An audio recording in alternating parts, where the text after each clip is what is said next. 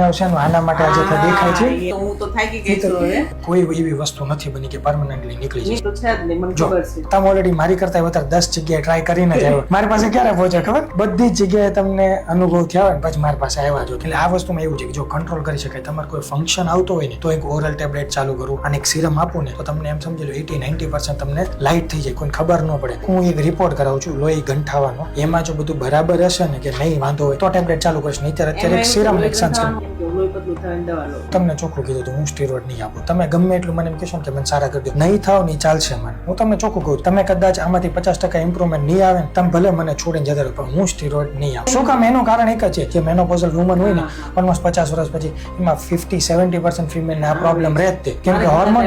બસ hormone તમારા બદલાઈ ગયા હોય પ્લસ તમે તડકામાં કાળજી ન કરી હોય એક ઉંમર એવી થઈ ગઈ હવે આપણે કોઈનું XYZ પર્સનનું નામ નથી લેવું પણ એ જો સ્ટીરોઇડ આપે અને સ્ટીરોઇડ થી ગ્લો આવી જાય પછી ટેમ્પરરી છે